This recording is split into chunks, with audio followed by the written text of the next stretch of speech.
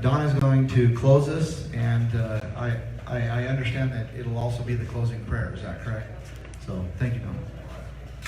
Thank you, Emma. Good evening.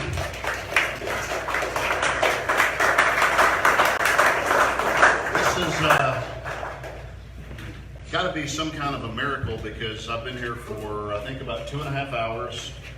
There's a room full of people in here with no mask on, and I've not seen one person drop dead yet.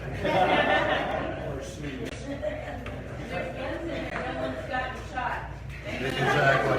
Yeah. Before I get into what I have to say tonight, let me say a couple of really quick things. I'm going to be very quick and brief. I know you've been here a long time, and you guys need to get home. Everybody's got things they need to do, so I'm going to move through my stuff as quickly as I can, but I do want to get my points across. Before I get into the meat and potatoes of what I have to say tonight, I do want to take the time to do something that I'll probably get chastised for later for some reason, but in our culture, in our country, it's very customary to thank our active duty service members, and especially our veterans, for their service to our country. A lot of you are standing already. There's quite a gathering outside, but those of you that are seated and you are able to stand, would you stand with me for just a second, and would you thank Ammon Bundy for his service to his country?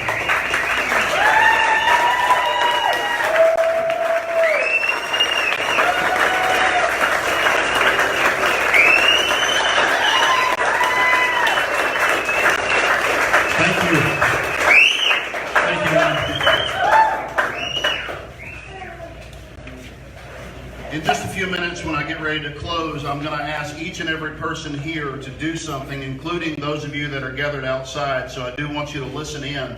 What I'm going to ask you to do at the end of this tonight is I'm going to ask you to symbolically kind of get out of your comfort zone a little bit, okay? So kind of be preparing yourselves mentally for that. I want to share a quick story with you. He said, "Thank you, Dad." He said, "But I want you to do something for me before I sign the title over to you. I want you to drive this car down to the car lot and tell them I want to sell it, and ask them what they'll give you for it." And the son returned and he said, "Dad, they offered me $1,000 for the car." And he said, "Son, would you drive it down to the pawn shop and see what they'll offer you for it?" He returned and said, "Dad, they offered me $100 for that car." And he said, "Son, I know it's a lot of trouble, but I want to ask you to do one more thing for me. This evening, would you drive down to the car club and see if anyone's interested in it and see what they'll offer you for it?" The son returned that evening and he said, "Dad, I don't understand." He said, "I pulled into the car club and a guy came out and he knew everything about that car there was to know, and he was so excited, and he offered me $100,000 for the car." The father said, "Son, this is my final lesson to you, and this is what I want you to understand. When you're with the right people at the right time, you're valued in the right way." Every single one of you in this room tonight, I want you to know you're with the right people at the right time, and you're valued in the right way. Every single one of you in here has value tonight.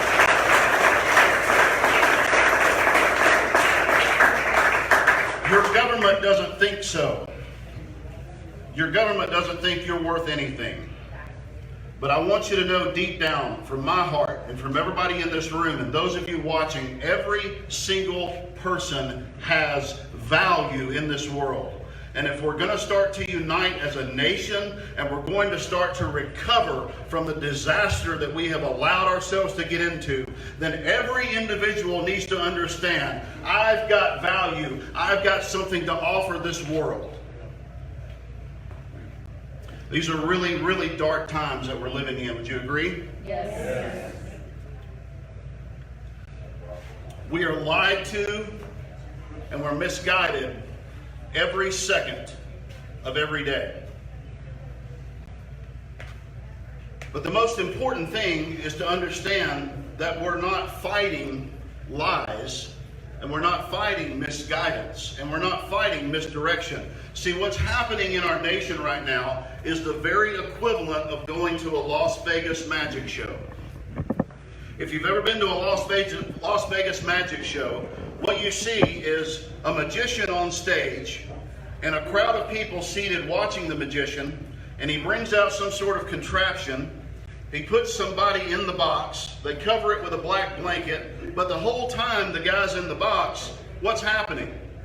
There's people dancing around on stage. There's flickering lights. There's all these things to detract your attention from what's actually happening. And ladies and gentlemen, that's where we stand tonight. Our federal government, our state government, our local government for years and years and years has been working every second of every day to detract our attention from what's really happening. We've got to do something different.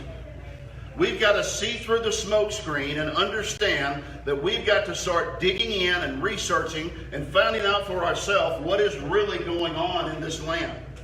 And if we don't do that, then we're in super, super big trouble. Way bigger trouble than we're in right now. We're not fighting misguidance like a magic show. What we're actually fighting right now in the United States of America, in the state of Idaho, in the town of Emmett, we're fighting nothing more than 100% pure, unadulterated evil. That's all there is to it. You cannot label what's happening any other way. You cannot define it any other way. And I challenge anybody in this room, and I challenge anybody watching the broadcast, try to figure out another way to define what's happening in this nation. You can't. I want you to know a little bit about your enemy. I don't have time to go into great detail tonight. Very soon we have plans for the peoplesrights.org website. I'll be posting some articles there and some information from time to time, and I hope you'll take the time to check that out. But let me just run down some bullet points with you real quick, and let's rewind the clock a little bit, because now we're in mid-July, right? We went into, when did we start seeing lockdown? Mid-March? Okay. So let's rewind a little bit. In October of 2019, did you hear what I said? Yeah. October of 2019, there was a symposium that took place in New York City. Some of you may know about this. This was a multi-level study which was funded by several corporations. It was funded by NBC Broadcasting. It was funded by the Central Intelligence Agency. It was primarily funded by the Bill and Melinda Gates Foundation. What a shock. Surprise, surprise. Shocking. The primary two purposes of this study was to run models for a pandemic in the United States and to see how and when and what would happen when the public reacted to a pandemic. Number two was to study how easily, in the middle of a national pandemic, they could institute a one-world currency and a one-world system of government. That was the study that took place in October of 2019. Consequently, has anyone ever heard of the World Military Games? Yep. The World Military Games takes place somewhere in a predestined location, and soldiers come from all around the world to compete in military style or Olympic style events. At the same time, this study, which by the way, the model they chose was coronavirus.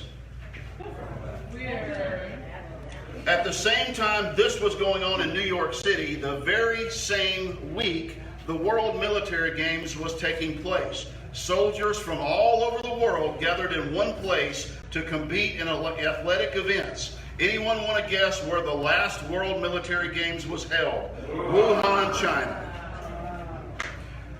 Just with that one point alone, can you start to see how badly they are trying to deceive you? They wanted you to believe that all of a sudden coronavirus, which by the way was diagnosed in the 1920s and has been around ever since, that now all of a sudden because of a bat and a snake in a wet market, there's a global pandemic. Can somebody give me a break? Amen.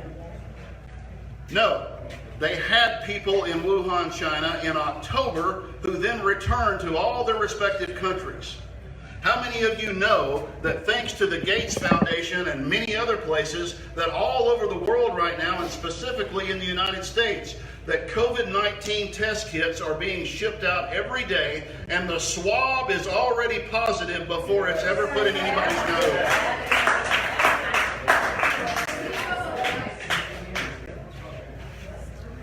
They are trying have in them to derail this entire nation. Now, think about that. Let's just talk about the federal government. Let's not deal with multi-levels because of time constraints. But think about the federal government. Why would the federal government want to derail the entire nation? They've been infiltrated. Because there are people with evil hearts who have set in closed-door, backroom deals with globalists from all over the world, and that promises have been made and promises have been broken, and promises have been made and promises have been broken, but they're still trying with everything they've got to make every human being on the planet their personal slave. I'll mention this real quickly in passing. Since the lockdowns have happened and since this so-called fake pandemic has been all over the news, what have you heard every day is the major risk group for COVID-19? Old people. I have studied globalization and one world government for over a decade, and I can tell you from my research, there is not a single globalist strategy paper that has ever been written that one of the chief cornerstones of a global government is the elimination of the elderly population. Are you starting to wake up a little bit? I hope so. Listen, if there was actually a pandemic, you couldn't get into a hospital. If there actually was a pandemic, everybody in this room and everybody watching would be burying family members and friends. If there actually was a pandemic, we wouldn't need the media to tell us about it. It would be evident in the streets every minute of every day.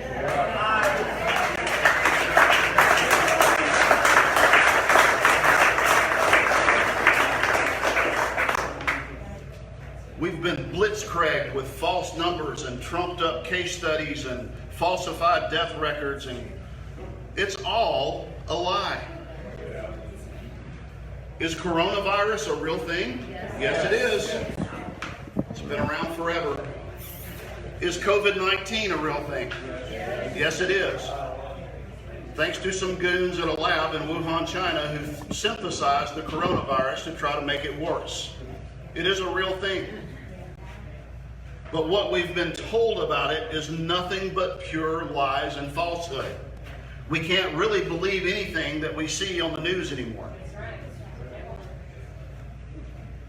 Now, let's talk about this.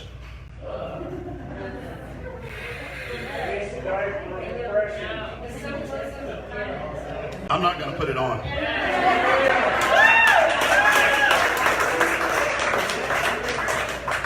I do have a good use for it, though. Oh, you're affected now, man. Listen, you can't find any significant evidence anywhere, any evidence that you can hang your hat on, any evidence that you can trust. You cannot find any significant evidence anywhere that this does anything to protect you. In fact, there is overwhelming significant evidence to the contrary. There's overwhelming significant evidence that wearing this thing all day long is detrimental to your health. There are epidemiologists and doctors everywhere who are putting out the information. This thing is not supposed to restrain droplets. So if you're infected with COVID-19 and you're walking around with your jolly little mask on, all you're doing is spreading your droplets out. Probably even worse than not wearing a mask. This is the only thing that will protect you. Yes. This is it. That's it. That's it. It's been interesting, and I'm going to tell you what's behind this mask. In the last 30 days, I have been accosted in grocery stores for not wearing a mask. I have been cursed at for not wearing a mask, especially my wife. She's been cursed at multiple times for not wearing a mask. I've been denied access to buildings for not wearing a mask.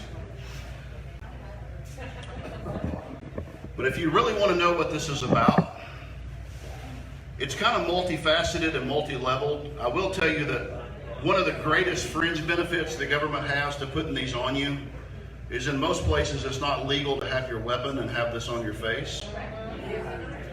What a shock, huh? But I'm going to tell you the absolute number one reason that they want you to put this thing on. It has nothing more to do with than the silencing of the American people. That's all it has to do with. It's the silencing of every one of you in this room, every one of you watching, me, Hammond, everybody. They want your mouth shut so they can run smack over you. And their message to America through their agent, the media, is all we want you to do is shut your mouth and do what we tell you to do, and we're willing to force you to put one of these on your face to keep you from speaking. Do not comply.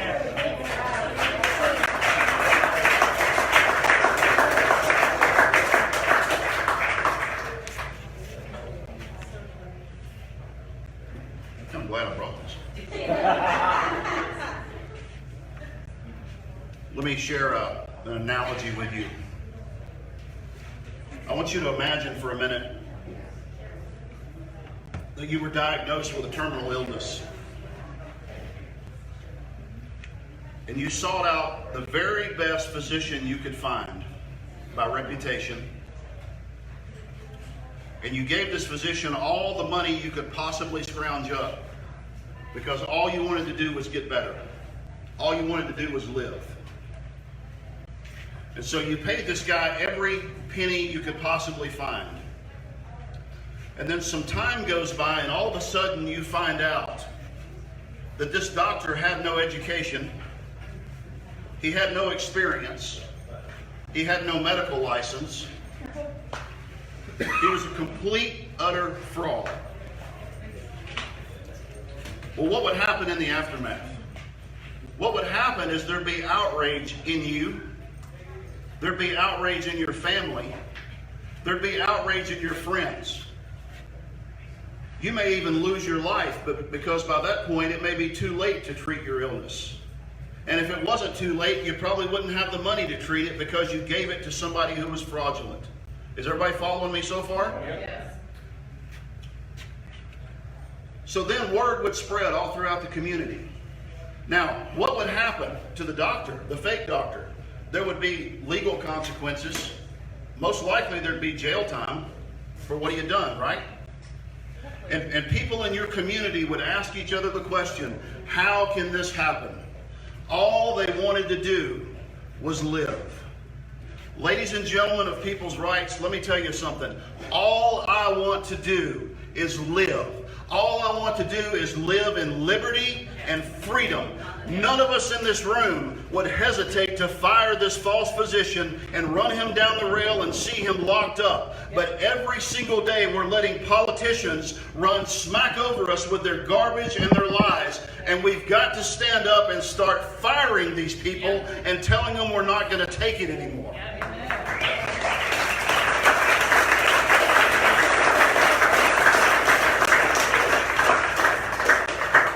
These politicians and these so-called leaders are the worst of insurrectionists, and they are the absolute worst kind of traitors. Let me tell you why. Because the activities they're engaged in with COVID-19 and all of this other garbage that's going on, they are destroying your future. They're destroying the future of my children. They're destroying the future of your children and your grandchildren. They're selling you out for a few pieces of silver. But their worst crime of all, they're the worst kind of traitors, because the worst crime in all of humanity is to rob people of hope. And that's what they're doing every single day of the week, is they're trying to rob hope from you, because they know when you lose your hope, you're defeated.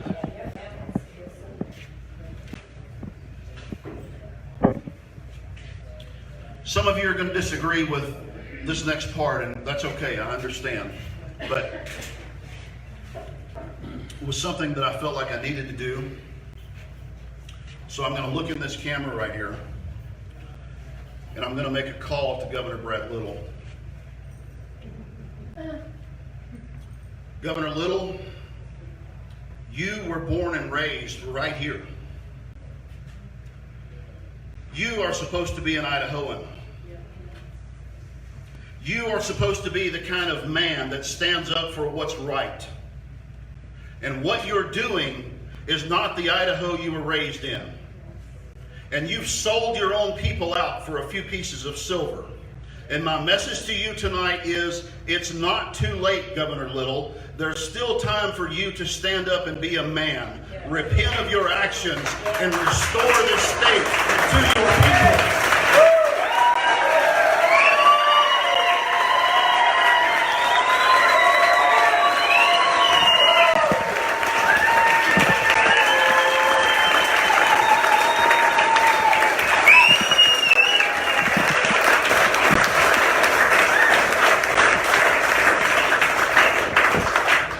I'll share one more story with you and I'll close.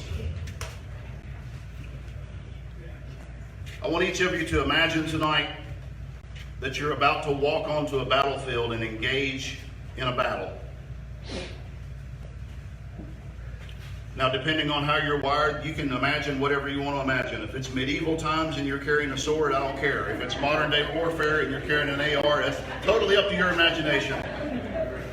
But I want you, every one of you, I want you to imagine that you're about to walk onto a battlefield. When you walk out on that field, imagine on this side of the hill, there's 500,000 people watching. And then imagine on this side of the hill, there's 500,000 more people watching. When the bullets start flying and the battle gets heavy, all 1 million people can be cheering you on, saying, yeah, go, we're for you. We want you to win. But when the bullets are coming at you, it doesn't make any difference who's for you. The only thing that matters when you're in the heat of a battle is who is with you. People's Rights, I'm with you tonight. People of Idaho, I'm with you tonight. I want you to stand with each other. I want you to leave this place fired up and ready to go to battle.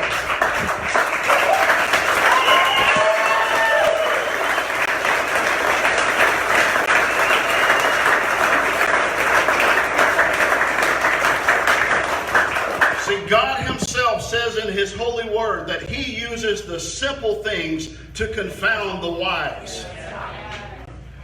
What's happening in our nation right now has been in planning since the 1950s.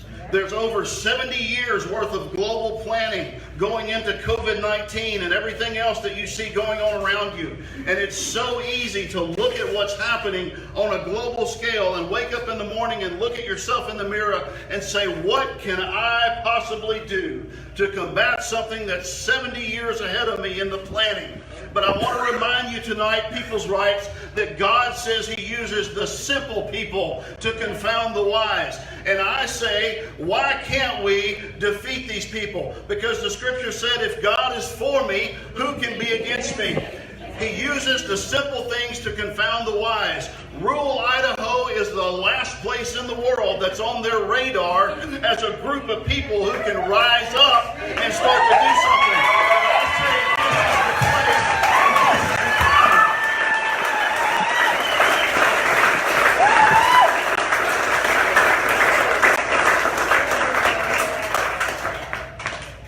I want you to know something tonight as we close. These are dark, dark days that we live in.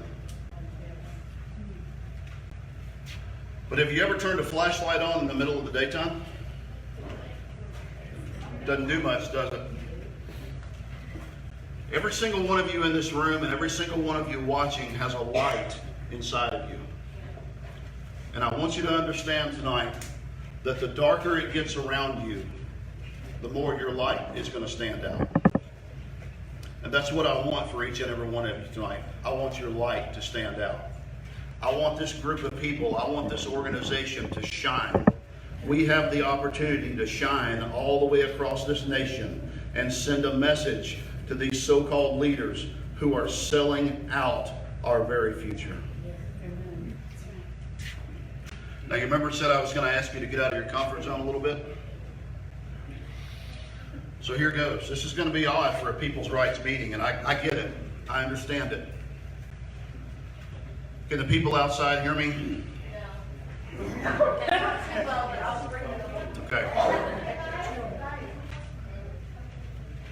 Just don't pick up the yellow. In in some way, in some form, in some fashion,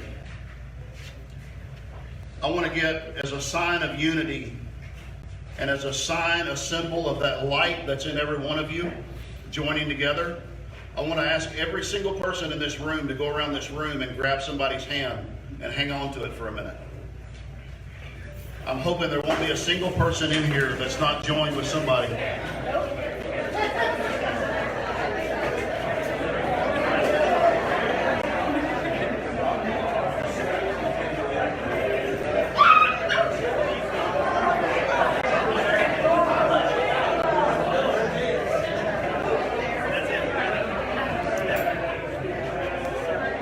All right. Are we good to go? Everybody joined up? All right. So what I'm going to do in our closing prayer is I'm going to put my hand out here to the camera because I want the people at home that are watching, if you're with your family, if you're with your friends, I want you to join hands with those people. If you're by yourself, just stick your hand out towards the screen, and we're going to symbolically join hands with you all across this nation tonight as we pray. But I want to leave you with a final thought before we close in prayer. Ladies and gentlemen, it is not violence that separates one man from another. What separates mankind from each other is how far they're willing to go.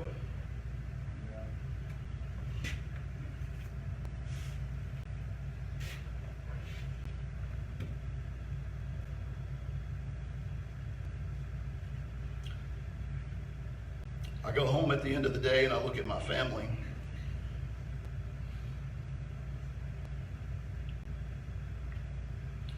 As a father, as a provider,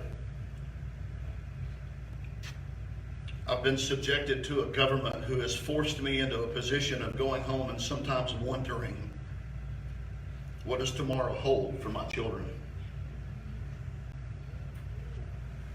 How hard is it going to be for me to take care of them with what's coming down the pike?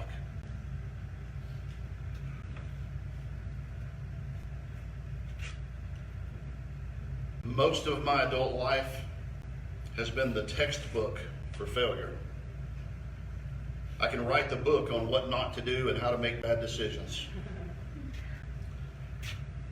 But I've made a decision that on this one thing, I'm not going to fail. I'm not going to back down. I'm not going to be a coward. I'm not going to let them tell me how to raise my kids. I'm not going to let them tell me how to provide for my children. And they're damn sure not going to take my children and try to do it for me. It's how far a man is willing to go that separates him from another man. And I've decided in my heart that I'm willing to go all the way. Would you bow your heads with me as we close?